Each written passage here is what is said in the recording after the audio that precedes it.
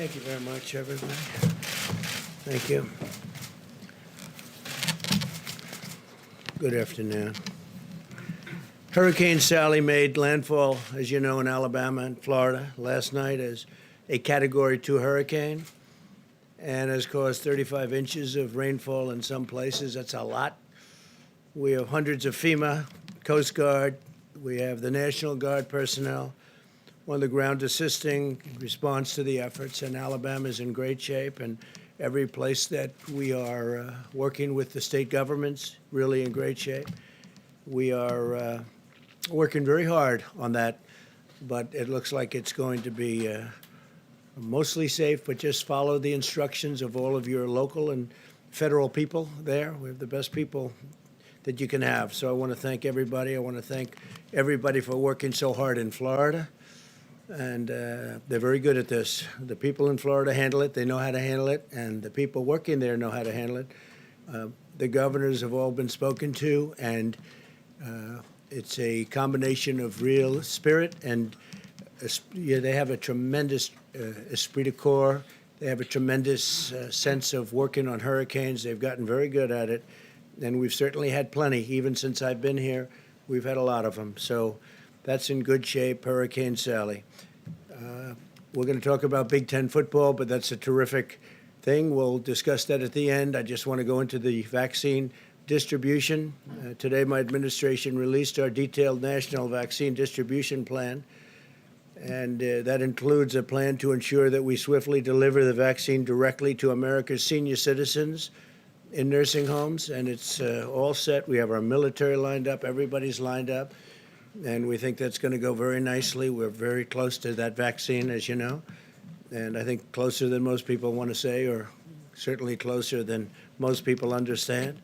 To get the vaccine into the hands of American people, we're fully mobilizing the awesome power of American industry and also our military.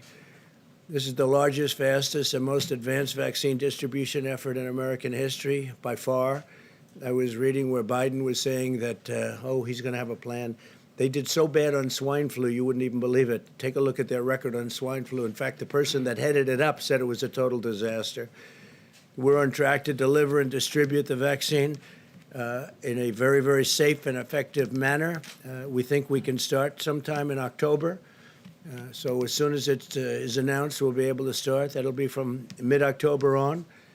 Maybe a little bit later than that, but we'll be all set. So as soon as it's given the go-ahead, they're doing trials, as you know, and as soon as it's given the go-ahead, we will get it out, defeat the virus. We've manufactured all of the necessary supplies so that as soon as the FDA approves the vaccine, and as you know, we're very close to that, we'll be able to distribute at least 100 million vaccine doses by the end of 2020, and a large number much sooner than that.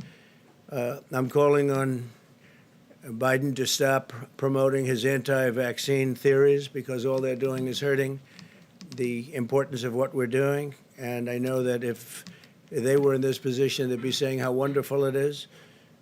They're recklessly endangering lives. You can't do that.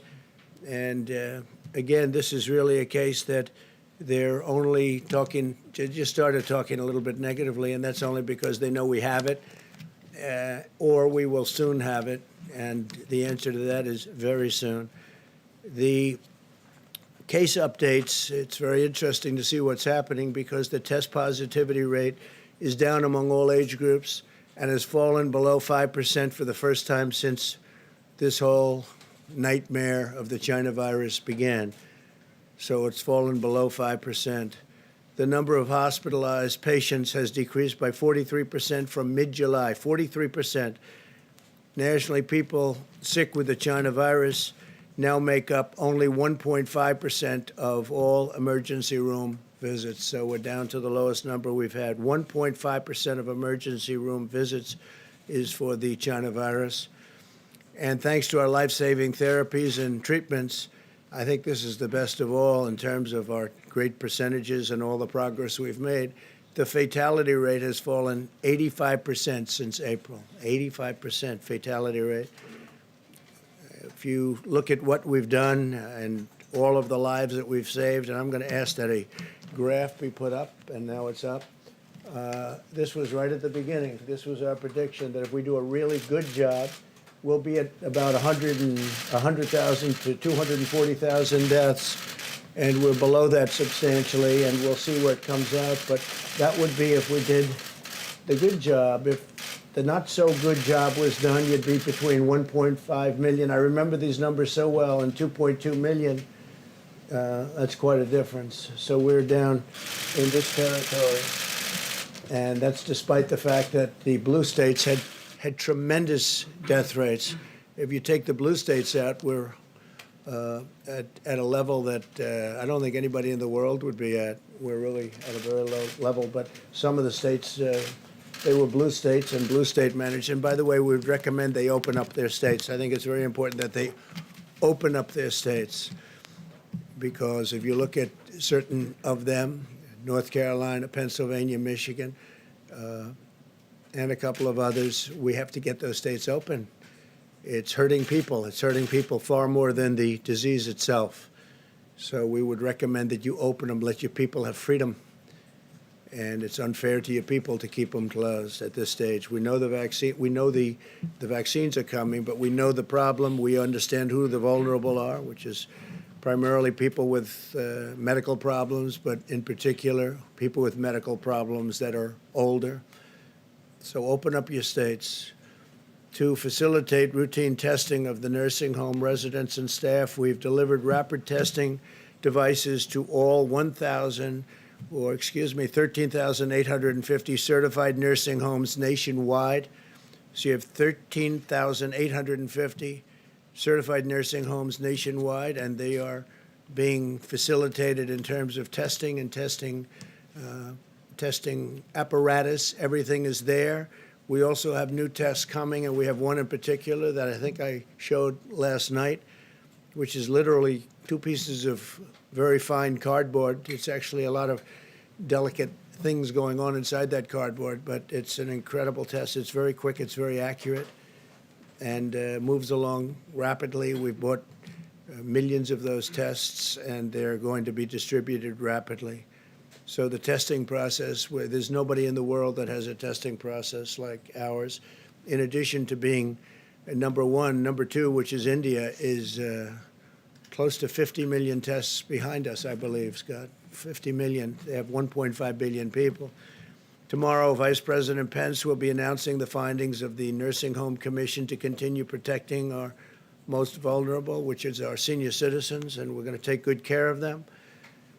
I want to congratulate Big Ten football. It's back, and I want to, in particular, I've been dealing with him, thank Commissioner Kevin Warren for the great job he did. We've been working with him for a while. There was a rumor being spread that I didn't want football back, and it was just the opposite. That was another disinformation rumor put out by the Biden campaign, and it was just the opposite, but it really spurred me into action.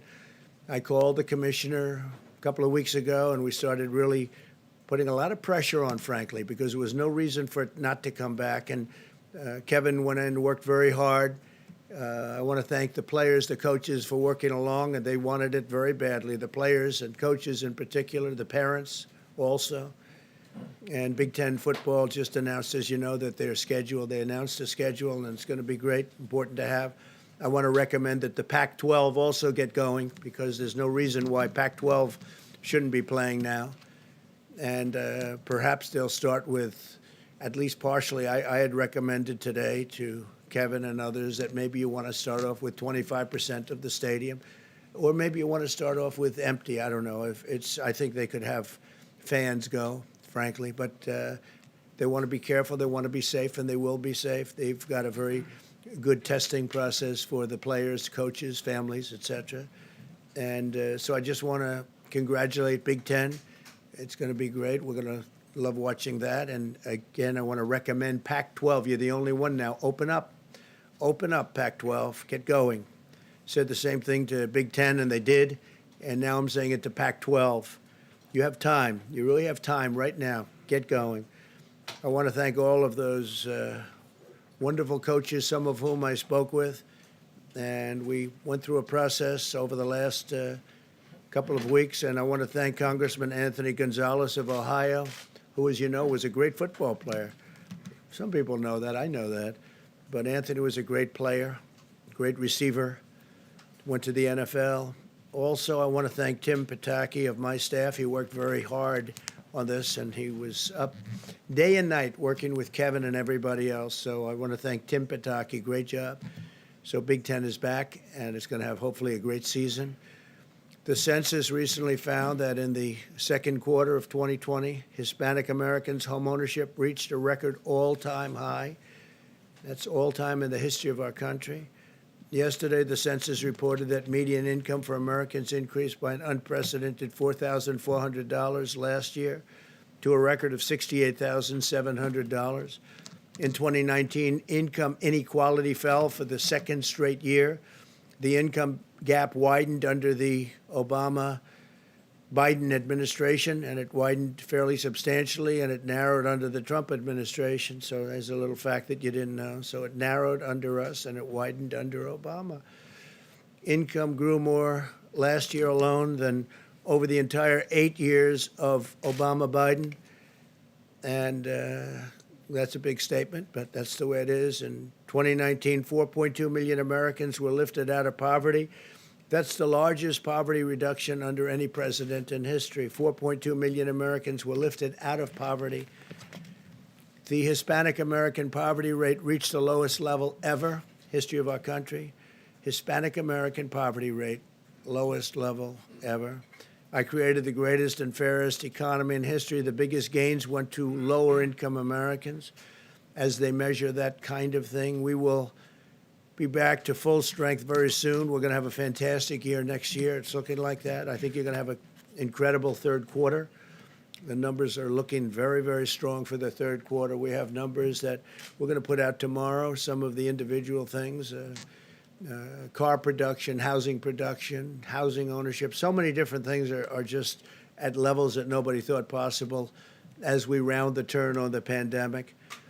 The anti-police crusade from the Democrats and the radical left, and radical left Democrats also, has to stop.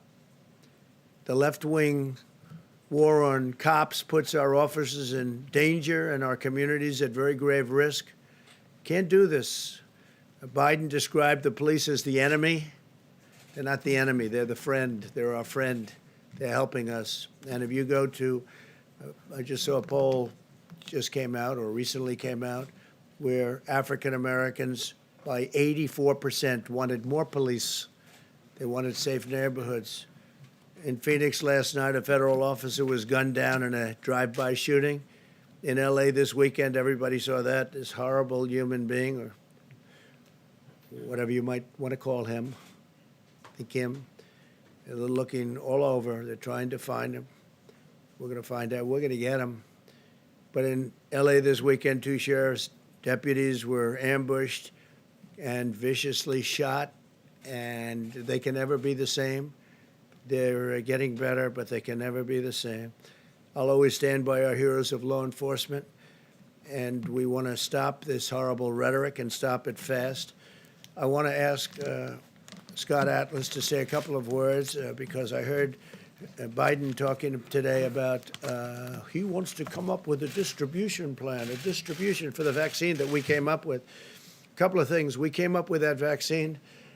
It'll be announced fairly soon, but regardless, this month, next month, in a level of time that nobody thought was possible because of what we did with our FDA in terms of streamlining it. I want to thank Dr. Hahn, but what we've done with the streamlining has been incredible and very safely. Number one is safety, number two is speed, but you can have perfect safety and have much more speed, and that's what we did. We did this for more than the vaccine having to do with the China virus. This was also for other things.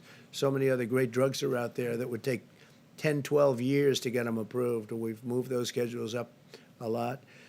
But if this were Obama, Biden, this would have taken 2-3 years before you were at a stage where we are now at.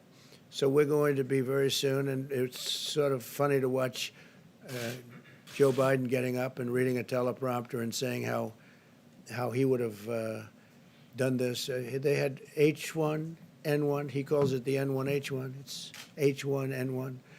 It's called the swine flu, and it was a disaster. And as I said, the person that ran it for him said the worst things about it. I mean, just they didn't know what they were doing. They quit. They had no clue, and that was easy by comparison to this. There's the most contagious flu or virus that anybody's seen. This is unbelievable how contagious it is. You found that out. But I watched Biden quickly as he discussed without knowing a thing about a distribution plan. And he said that we don't have a distribution plan, but we do indeed. Our military, we have everybody involved. It's a great plan, and it's a plan like no other. And we can start doing it, I believe, the day that we come up with the vaccine, when it's done. We'll start that same day or the day after. Our military is very much involved, and they deploy troops. These are the generals that do logistics and all of those things, and we'll have it all over the country. And then ultimately, hopefully, we'll be helping the world with the vaccine, and it's very exciting. But maybe I'd ask Scott Atlas to come up and describe a little bit about the distribution plan in particular, because Biden acted as though there was no distribution plan, and we've been working on this for months, and it's ready, and Scott has really taken a hold of it and done an incredible job. And please, Scott, thank you. Okay, thank you. Thank you, Mr. President. And I didn't develop the plan. I'm just relaying information here. But this is a plan that's a 57-page document that was sent to every state today. And there's a different part of this that was given to Congress today. It was released by HHS. It's on the website. And in fact, I thought it was covered actually by the media, so I don't think it's a surprise. But it's a comprehensive plan. It's a public-private partnership to get everything done in terms of logistics, the IT that's necessary to trace the first dose, because some of these vaccines are anticipated to be 2 doses. There's tailoring, of course, by the states and their specifics, and there's an administration of the vaccine plan that will be done in over 51,000 outlets, including for particular attention to minority areas, over 14,000 federally qualified health centers. And as the President just said, within the first 24 hours of FDA's approval under an emergency use, we will have vaccines being delivered within the first 24 hours. And it will be done at virtually no cost to Americans. And in terms of the dosage, there will be, is it anticipated that no later than January, all the top priority people will have received the vaccine or be able to receive the vaccine. And so that kind of prioritization, which is the general prioritization done for all vaccines that are developed, particularly in a pandemic setting, goes to the high-risk people, the people with other underlying conditions, as well as first responders and people working directly in healthcare. And so that's going to be done very rapidly. Okay. Good, thank you. Thank you. Yeah, go ahead. Mr. President, earlier today, Dr. Redfield confirmed that it looked like November, December, the first doses would be able to be distributed. But then he said that the vaccine for the general public likely would not be available until probably next summer, maybe even early fall. Are you comfortable with that timeline? No, I think he made a mistake when he said that. It's just incorrect information. And I called him, and he didn't tell me that, and I think he got the message maybe confused. Maybe it was stated incorrectly. No, we're ready to go immediately as the vaccine is announced, and it could be announced in October, could be announced a little bit after October. But once we go, we're ready. As you know, Pfizer's making this, they're taking a tremendous financial risk, and they're spending billions of dollars on actually making this vaccine. They're in a stage where they're actually making it because they feel very confident as to the results. They'll be announcing their results fairly soon. And no, that's incorrect information. He was pretty clear in the way he said it. Yeah, well, I think so, but I don't think he means that. I don't think when he said it, I believe he was confused. I'm just telling you, we're ready to go as soon as the vaccine happens. So when do you want to see it available? What would be a timeline I that would you would say be that, happy with? yeah, we will start distributing it immediately. But to the general public, not To the just general Pfizer. public very shortly there. I mean, it really to the general public immediately. When we go, we go. We're not looking to say, gee, in 6 months we're going to start giving it to the general public. No, we want to go immediately. No, it was an incorrect statement. I saw the statement. I called him. I said, what did you mean by that? And I think he just made a mistake. He just made a mistake. I think he misunderstood the question probably. So if you were to put a timeline on when every person in America will be able to get a vaccine, what would that date be? I think it would be very soon. I think our distribution process is going to go very quickly. I told you, we've engaged the military. We have a general who's in charge of all logistics, who delivers soldiers. He's a fantastic guy. He's supposed to be fantastic at what he does. And we figure that's better than any company you're going to hire. You can't hire a company like that. And we look to do distribution immediately after we get the word that it's good. And I think they're having tremendous success with the vaccine itself. I think the results will be early and strong. The safety has to be 100%, and we're going to insist on that. And obviously, the companies are going to insist on that also. So could you put an actual date, like January, February, March? Scott, what would you think? Yeah, as I said, the high priority people will have Sure. in sometime no later than January.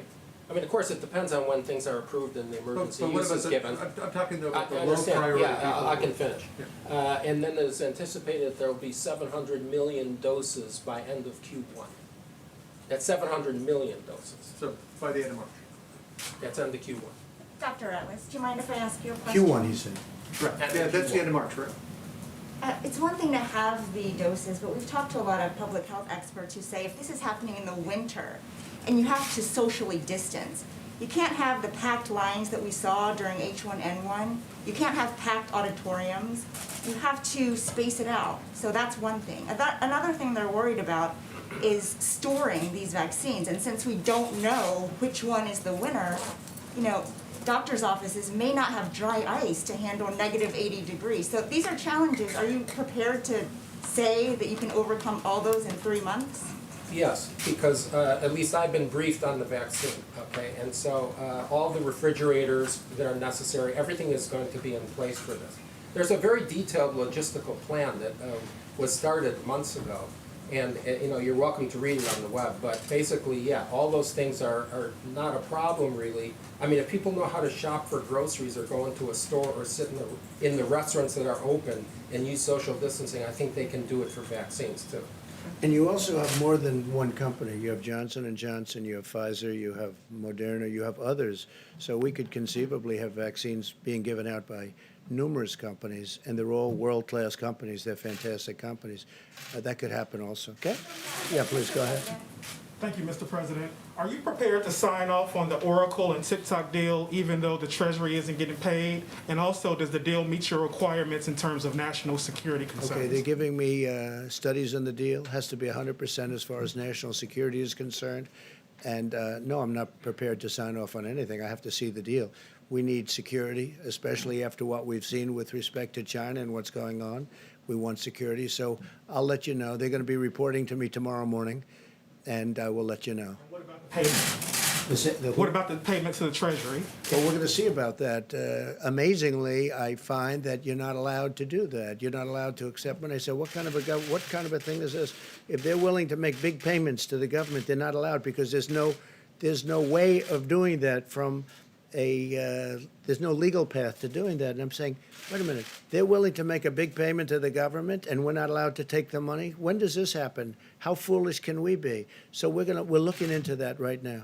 You understand that? In other words, I said, no, I want a big chunk of that money to go to the United States government because we made it possible. And the lawyers come back to me and they say, well, there's no way of doing that. You know why? Because nobody's ever heard of that before. Nobody's ever said that before. Nobody's ever said, well, we'll approve the deal, but we want a lot of money to go to the government because by approving the deal, we're making the deal valuable. They've never heard of that before. Okay? Can you believe that, right? Hard to believe. Yeah, please go ahead. Quick follow-up on TikTok. You had said earlier that it was really important to you that a U.S. company buy TikTok, and according to the proposal submitted by ByteDance, ByteDance would keep a majority stake and Oracle would have a minority Well, stake. we're going to find out about that. We're looking into that from the standpoint of ByteDance. We don't like that. I mean, just conceptually, I can tell you I don't like that. That has not been told to me yet. That has been reported, but it hasn't been told to me. It could be very accurate reporting for a change. So if that's the case, I'm not going to be happy with that. Assuming that ByteDance is China, which I think it probably is, yeah? Yeah, in the back, yes, go ahead. Thanks, Mr. President. Bill Barr told prosecutors that he wants to charge violent demonstrators with sedition. And you told Judge Janine that if there's violent demonstrations on election night, we'll put them down very quickly if they do that. Look, it's called an insurrection. So I'm wondering why you want to use that kind of rhetoric when there's such a Well, the volatile question was situation. asked to me about if you have violent demonstrations. Yes, we will put it down very, very quickly if there is. Absolutely. Are you making And I plans? think the American public wants to see that. Yeah, OAN, please. Violence on OAN, election yeah, night. please. Thank you, Mr. President. With No, just to regards, finish, look, if there's any kind of demonstration or violence, there will be nothing that interferes with this this vote. There's going to be nothing. The biggest problem we have right now are the ballots. Millions of ballots going out. That's the biggest problem. When you talk about other countries, whether it's China, Russia, or many others that get mentioned, they're in a much better position with these paper ballots to do something than they would ever be under the old system. And that's our biggest problem. Our biggest threat to this election is governors from opposing parties controlling ballots, millions of ballots. To me, that's a much bigger threat than foreign countries, because much of the stuff coming out about foreign countries turned out to be untrue. What is true is that many elections have taken place over the last year and a half using this ballot system. They've been off by 5%, 10%, 15%. I think I read one at 40%. And these are small, easy to control elections. This whole ballot system where you can send it in and it's not even requested. We're not talking about it solicited. They're unsolicited ballots and they're sent in is very dangerous for our country. And you know who knows that better than anybody? The Democrats. Look at what happened in Manhattan where they had this kind of an election. And it was so fraudulent that it should never have been allowed to be called. We could have 5, 10, 15, 20% off. We could have more than that. The ballots will be stolen. Who knows where they're going? Who knows where they're coming from? Do you see a federal It's not just the counting of the ballots, which, by the way, which will take forever. It'll take forever. You think November 3rd? You might not have, I guess at a certain point it goes to Congress. You know, at a certain point it goes to Congress. You know that. This is a disgrace. This is being done on purpose. They know it's no good. They know it's going to be fraudulent. It's going to be fraud all over the place. Who's getting the ballots? Who's sending the ballots? They have people saying you don't need a verified signature. This is a serious threat to our democracy. And the Democrats know that. All we're asking, if you solicit the ballot, you go through a process. You ask for a ballot because you can't be there for a large number of reasons. For whatever I'm doing it myself. I won't be able to be in Florida. You solicit and they send it back. You do it and you send it back. That's a process that you go through, and it's pretty secure. I use the word pretty secure. I guess nothing's foolproof. But what's pretty close to what the most foolproof thing, the thing that really works, is you go to the ballot box. It's going to be very safe. I think by that time, COVID will be even lower. It's going to be very low. It's going to be a very safe process. We did it during World War I. We did it during World War II. The biggest threat to this election is these unsolicited ballots sent out by the millions, controlled by governors like in Nevada, who is a political person, very political, but far beyond being governor, where they tried to stop you from making a speech unsuccessfully, but we had to move around a lot, had to move quickly. So this same guy that tried to stop you from making free speech outside, not inside, outside. They forced us inside because of what they did, but outside. This is the guy that's controlling ballots.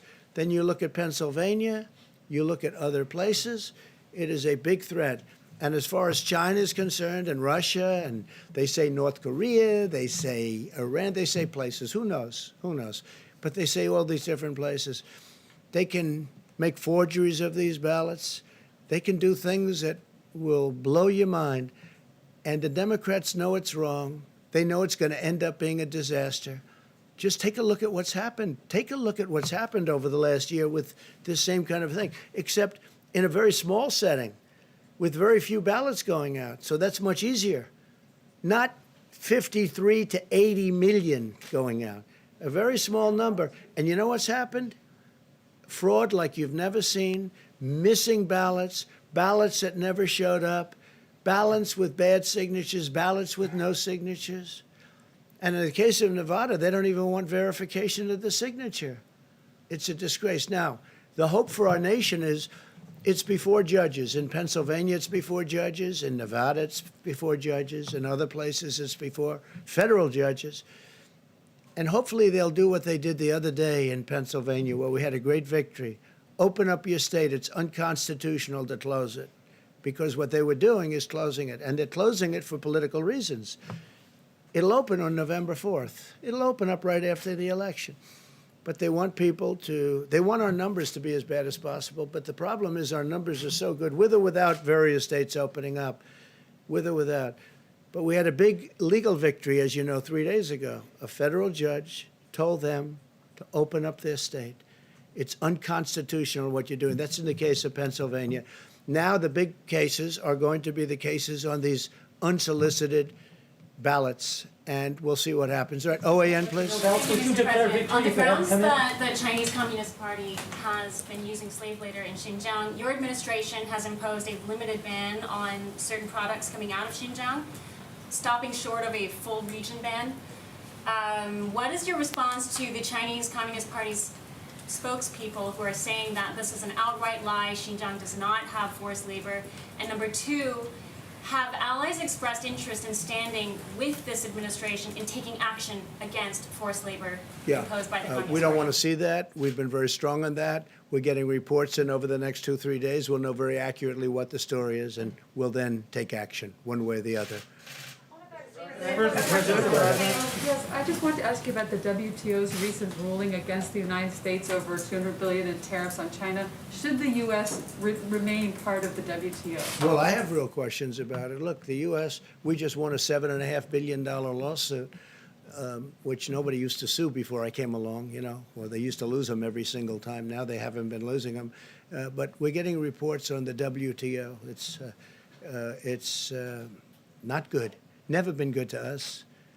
The WTO, as far as I'm concerned, was created to suck money and jobs out of the United States to the benefit of China and other countries. That's what my opinion is. Whether it was created or it just turned out to be that way. But the World Trade Organization has been not good for the United States. It's been good for everybody else, but it's not been good. It was a method, in my opinion, of taking advantage of the United States. So we're looking into what happened, and we'll get back to you fast. Two questions. One, you said you spoke with Dr. Redfield earlier, and you said that he made a mistake. I think he made a mistake. Yeah, But- I didn't go into any great depth. I was very surprised to hear it. It doesn't really matter. Here's what does matter. We're all set to distribute immediately. As soon as that vaccine comes out that's safe and good and works, whether it's Pfizer, Johnson & Johnson, or anybody else, we are ready to distribute it very rapidly. As Scott said, and as our team knows, and they're ready. And that could be it could be in October, sometime in October or November. I don't think it's going to be much later than that, but I think it could be sometime in October. We're ready to move, and it'll be a very full distribution. So y'all had the call. You said that you told him that he had made a mistake. What was his response? No, I And didn't did he tell him apologize? anything. I said, what happened? And I got the impression that he didn't realize he said what he might have said. I didn't see him say it. But if that's what he said, it's a mistake, because here's, sir, ready? We're ready to distribute immediately to a vast section of our country and then beyond, because we want to help other countries also. But we're ready to distribute immediately. But the timeline that he gave, saying that it wouldn't be ready for the general public until the middle of next year, sounds very like the one that you kind of just offered. No, I said that there'll be 700 million doses by end of Q1, and everyone in high risk will have it no later than January. Yeah, he was talking, he That's what said I the said. general public for No, next well, year. we are He wasn't focused, talking about high risk as you or know, healthcare. Caitlin, we're focused on high risk, but we're going to focus also on general public very much. But our immediate aim is elderly people, and especially elderly people with heart, diabetes problems. But we will have it, we're not looking at a small distribution program. We're looking at distributing to the whole United States with an immediate focus of the elderly. Now, under no circumstance will it be as late as the doctor said, but I think that, frankly, if he analyzes, they hit him with that question, he said that we are ready at a much faster level than what he said. We will have rapid distribution. We're set up, our military and others are set up to do it, and we think it could even start taking place in October, but certainly during November, December would be the latest, because based on what we're hearing, results are, based on what I'm hearing, results are very good. So we'll see what happens. My last question is, you told Bob Woodward, the problem with a vaccine is a vaccine will take 13 to 14 months once you have it because you have to test a vaccine. So do you want to Well, clarify? what I was saying to him, no, that was a long time ago when I said that. We weren't set up at that time.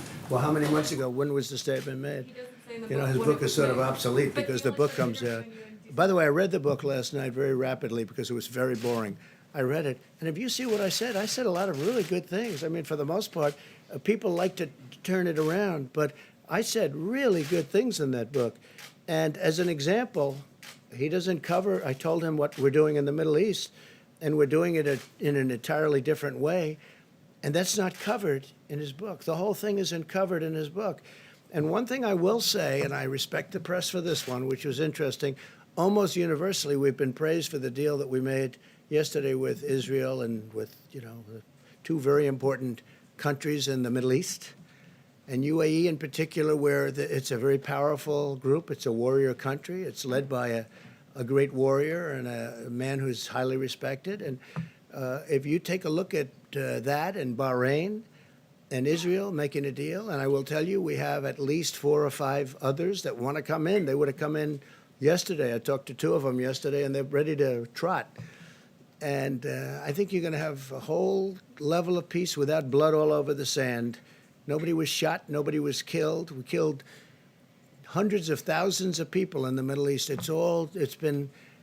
I always say it's the bloodiest sand anywhere in the world, and it didn't have to be that way. The single worst decision our country ever made was to go into the Middle East. Not only the millions of people killed, and I include people on both sides. Some people say, "Oh, you shouldn't say that." I said, "I'll say it," on both sides. Such a horrible thing was done. Such a horrible mistake was made. We're doing this a different way. So we have those 2 countries. We have at least 5 that we're negotiating with right now. And, you can only negotiate with so many. I think they're all going to come in. I think ultimately the Palestinians are going to come in. These are all the people that are funding them. I stopped funding the Palestinians fairly early on because they were saying bad things about our country. I said, "What do you mean? We're giving them $750 million a year, and they're saying all bad things about our country?" So I stopped funding them very early on.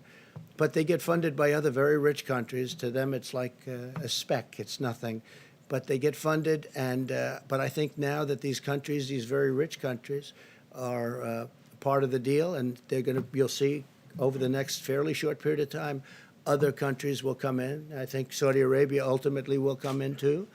I think getting Saudi Arabia will be great, but I think Saudi Arabia, that's my feeling. It's not based on knowledge other than a couple of conversations I had with the king. But Saudi Arabia, I think, will be coming in too. And you'll end up with peace in the Middle East, and nobody thought it could be done.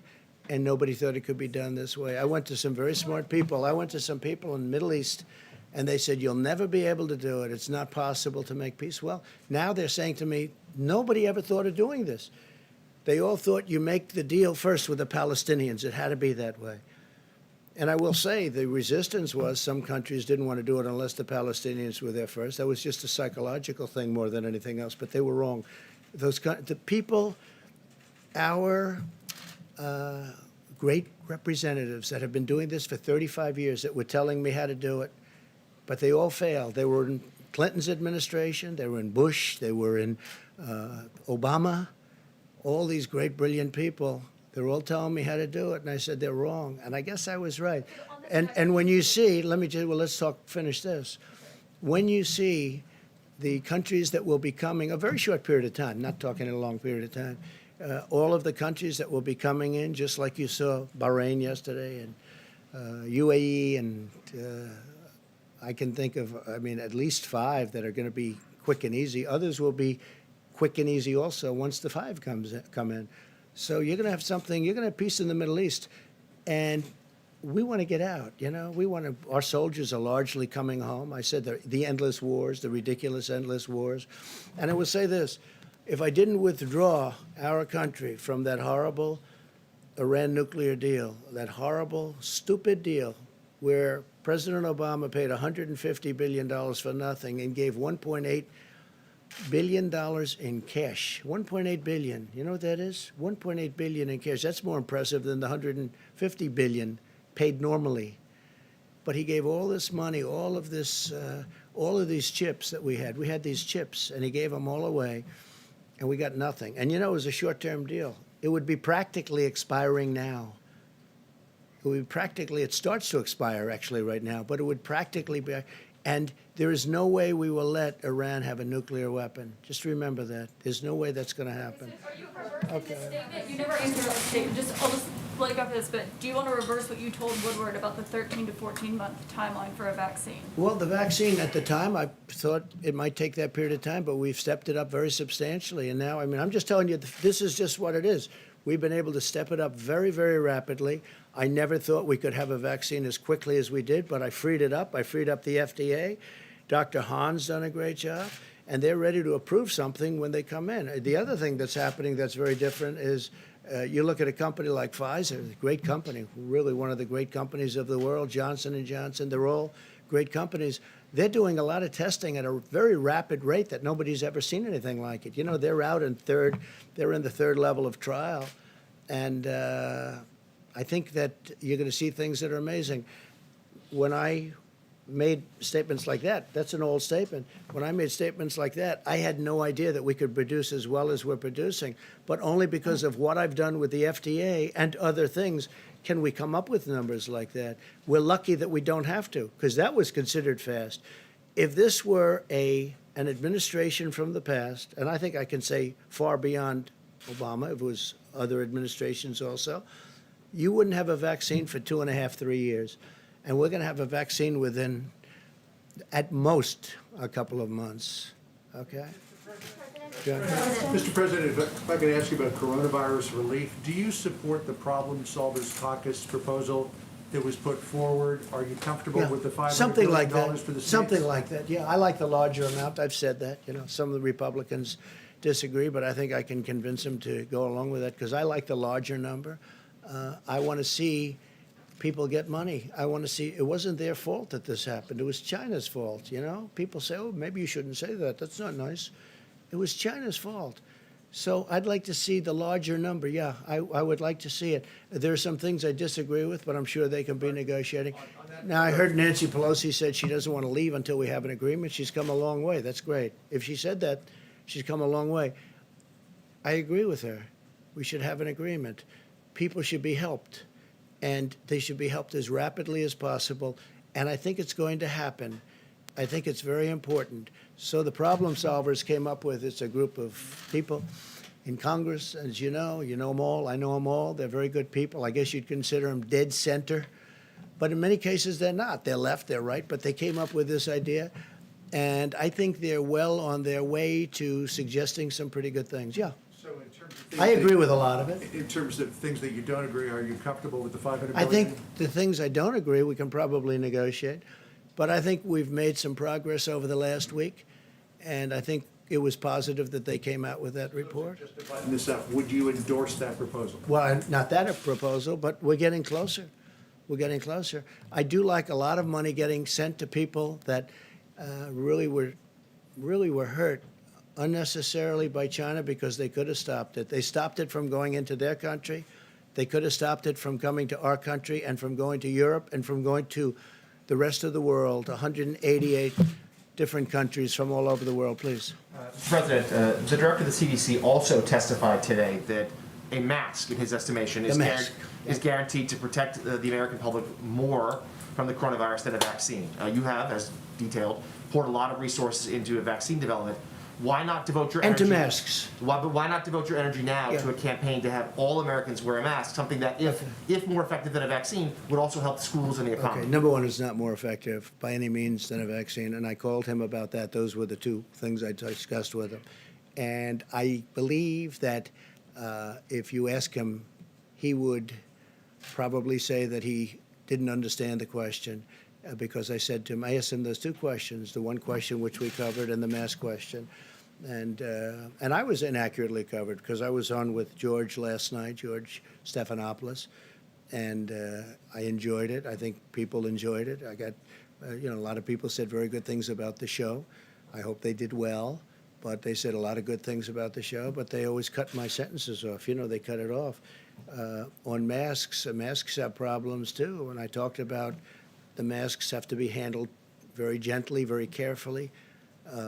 I see that in restaurants there are people with masks and they're playing around with their mask and they have it, their fingers are in their mask and then they're serving with plates. I mean, I think there's a lot of problems with masks. No, vaccine is much more effective than the masks, and if we get the vaccine, we have added to the fact that our numbers are going way down. You see the numbers. I'm just reading you statistics that are from wherever they get them, but they're very highly qualified statistics.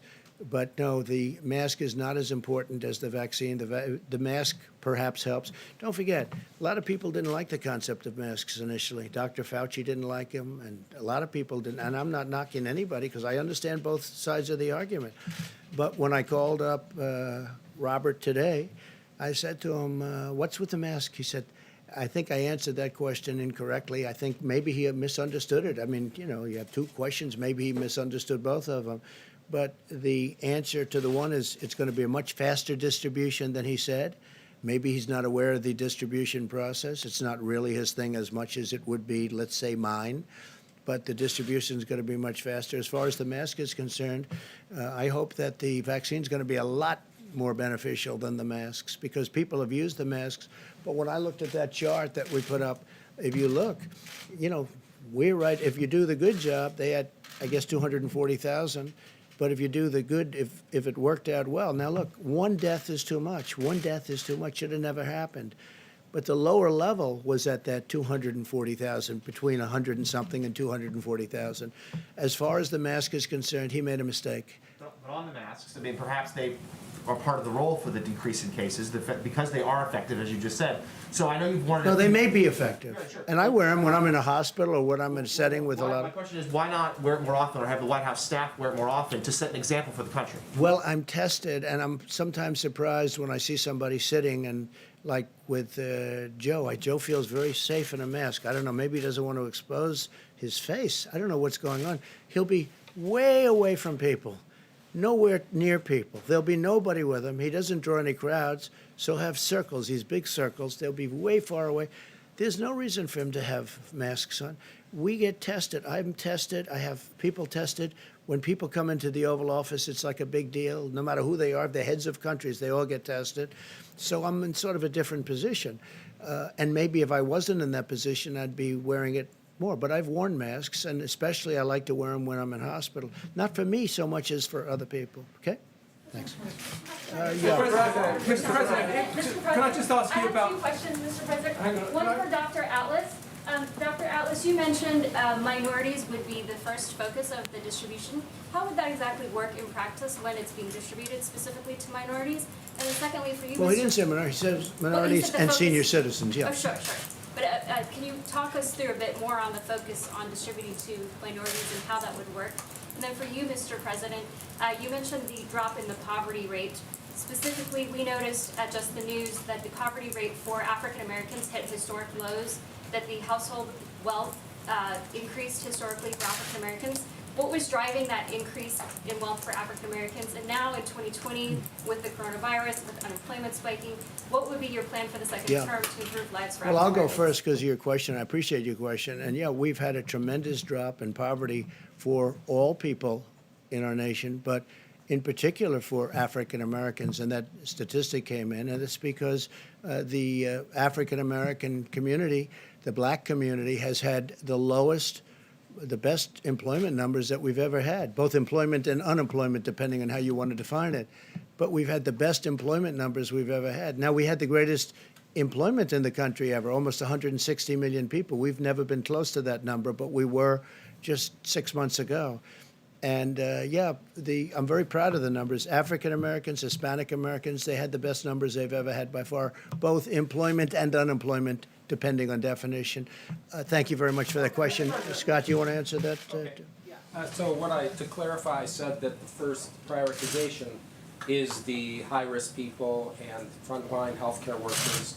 But just to reiterate what I said, there are 51,000 outlets for distribution, for vaccination.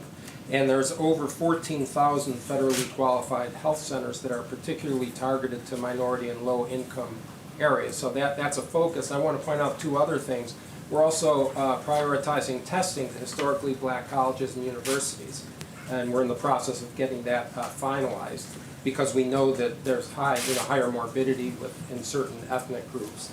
And the last thing I would say is it's particularly heinous and egregious abuse of the media to instill fear into people about taking a vaccine, because there is no shortcut here.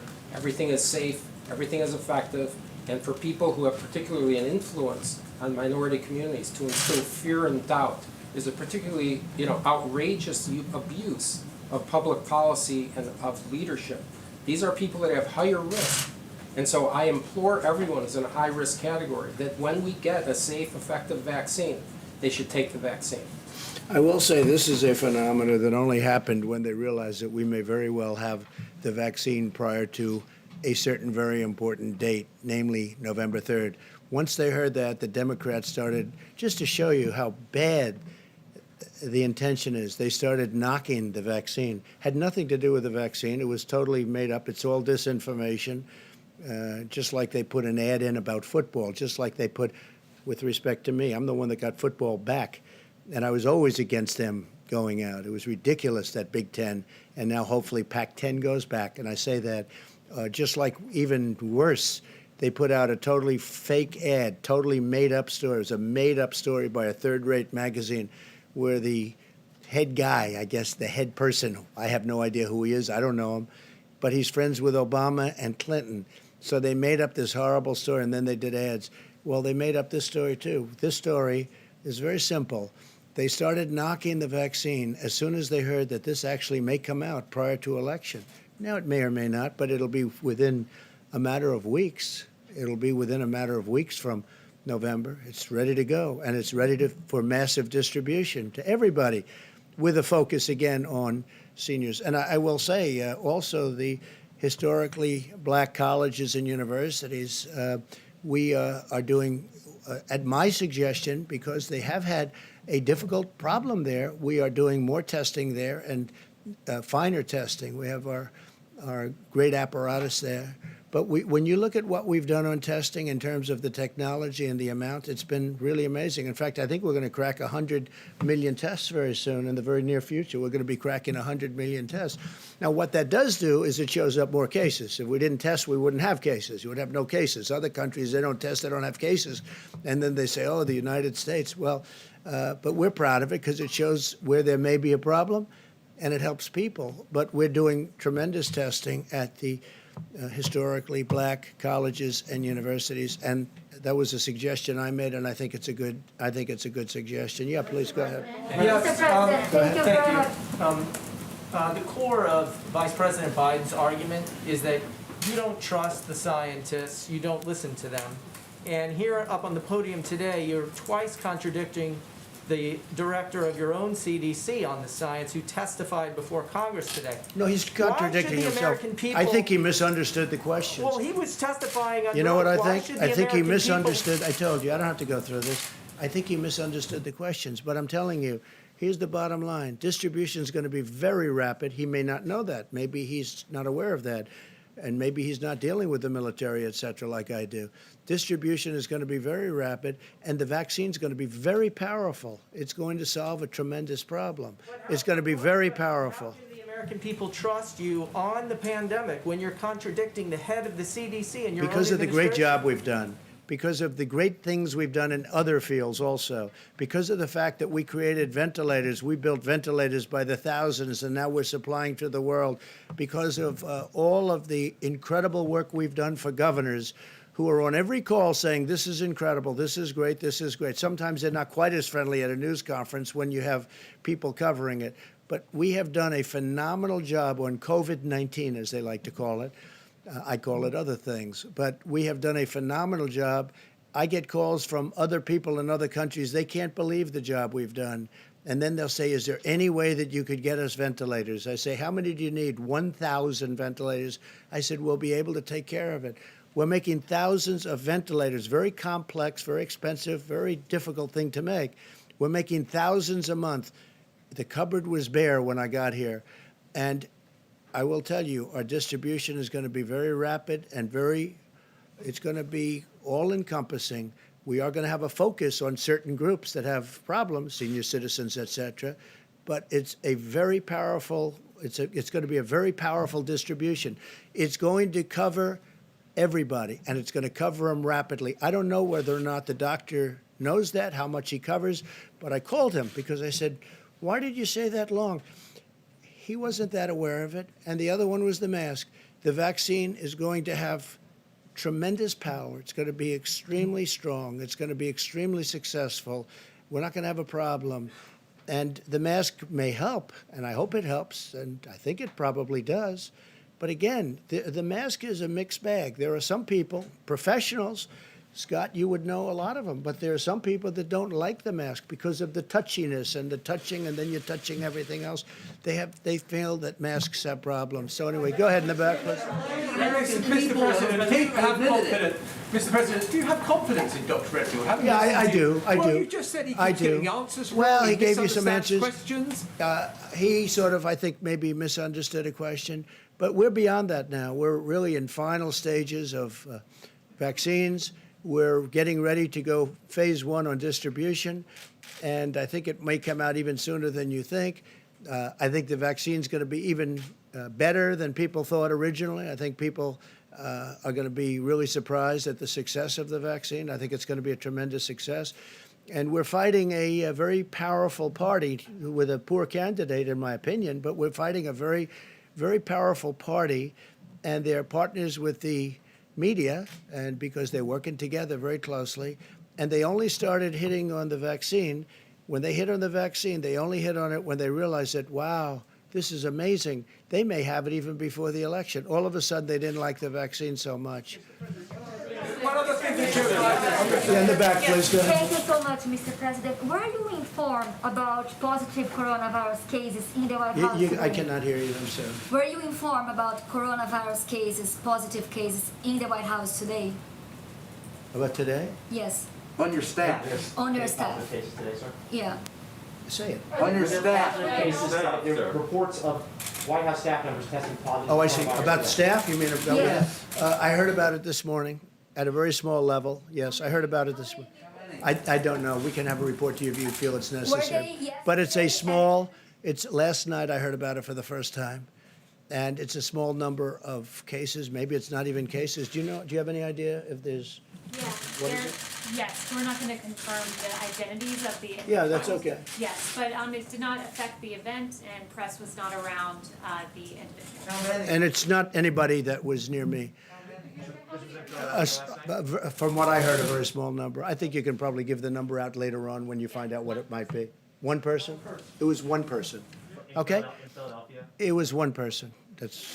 So not too much, not a person that I was associated with. Thank you very much, everybody. Thank you. Thank you very much.